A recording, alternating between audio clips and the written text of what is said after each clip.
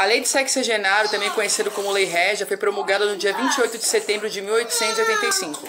O plano inicial dessa lei era que os escravos de 60 anos pudessem ser libertos sem nenhum tipo de indenização aos senhores de escravo. A competir a esses também cuidarem desses idosos de 60 anos que tinham sido escravizados. Essa lei teve bastante polêmica entre os deputados. Ela gerou muito debate na época entre abolicionistas e conservadores. Já estava tendo muitas revoltas contra a escravidão, né, como a revolta dos malês. Então, para conter a população, foi feita essa lei então do sexagenário que liberava da escravidão as pessoas a partir dos 60 anos. Muitos deputados ficaram contra esse projeto e aí o idealizador dele, que é o Souza Dantas, acabou sendo demitido, né, exonerado do cargo, para você ter uma ideia de como essa lei ela causou polêmica, né?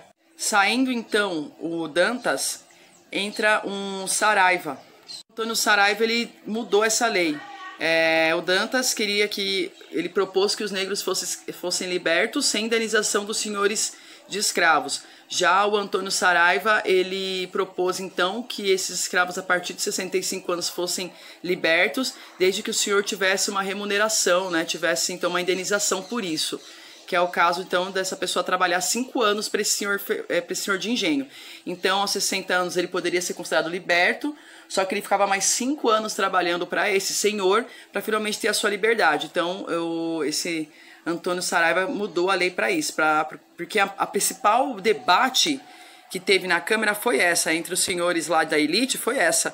Como é que eu vou libertar o meu escravo e eu não vou ter indenização por isso? Porque agora eu vou ter que pegar um trabalhador livre e vou ter que pagar um salário para o trabalhador livre. Então eu quero uma indenização. Eu tô me sentindo prejudicado. Eu estou me sentindo lesado por essa lei. Então, para entrar num acordo com a elite cafeicultora e com a elite açucareira, o Saraiva propôs, então, que esses negros escravizados poderiam ser libertos desde que tivesse uma indenização para o senhor de engenho. Essa lei também gerou uma tabela de preços de alforria para os escravizados.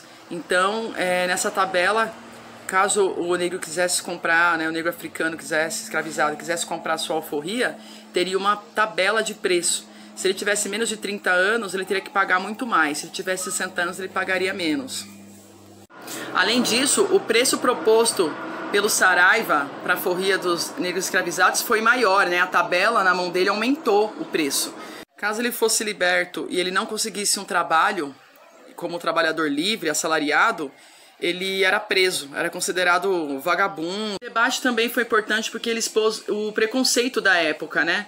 Uma vez que esse negro escravizado pudesse ser liberto, quem é que ia contratá-lo para os serviços? Então ele começa a sofrer esse preconceito e também coloca essa visão da elite da época, né? Que essa elite branca aqui do Brasil, que sustenta a desigualdade social e que gosta de ver, sim, a desigualdade social, né? Porque a partir do momento que você tem uma pessoa escravizada na sua fazenda e você lucra com essa pessoa, você está gerando uma desigualdade social. Então ficou escancarado que aqui no Brasil a elite alimentava essa desigualdade toda. O preconceito se deve a partir do momento que se coloca que esse negro escravizado está na rua perambulando por aí sem fazer nada, na vadiagem, isso já é um preconceito, né? Porque a pessoa está tentando achar um emprego, ela não consegue por conta do preconceito. Outra contradição também dessa lei é que qual é o negro escravizado que vai conseguir chegar aos 60, 65 anos se ele trabalhou a vida inteira como escravo, né? Nas lavouras de açúcar, que eram extremamente árduas, mais de 18 horas debaixo do sol, com castigos físicos, tortura física, psicológica, né? Sem um postinho de saúde, sem hospital, sem nenhum tipo de acesso à moradia decente, à alimentação decente, à saúde, então saneamento básico. Como é que essa pessoa chegava aos 60 anos?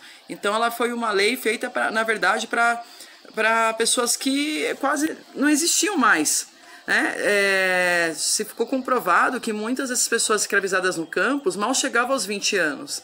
Então, quando eles estavam aos 60 anos, eles estavam enfermos, já debilitados.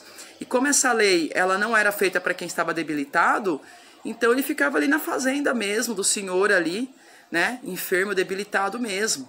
E se ele era alforriado, ele era forreado sem nenhum tipo de direitos, ele ficava à mercê na sociedade, né? Também o Estado não dava direito, política de proteção. Esse preconceito também transparece na forma como essa pessoa que acabou de ser liberta é tratada, porque ela é vigiada o tempo todo, ela é vigiada pelo Estado para saber agora se ela liberta, ela tem emprego, se ela está pagando os impostos. Então, como ela está sendo vigiada dessa maneira pelo Estado e está sendo culpabilizada por coisas que ela não tem culpa, isso também mostra o preconceito da época. Ao ser liberto, essa pessoa também tinha que morar 5 anos na sua província, ela não teria a liberdade de ir e vir. Ela tinha que ficar 5 anos presa na sua província. Imagina, onde você sofreu castigo físico, onde você sofreu castigo psicológico, você tá louco para fazer uma nova vida, mas não pode, você tem que ficar ali naquela província onde você mora durante 5 anos. Então é isso, pessoal. No próximo vídeo a gente vai falar um pouquinho sobre a Lei Áurea, tá bom? Até lá!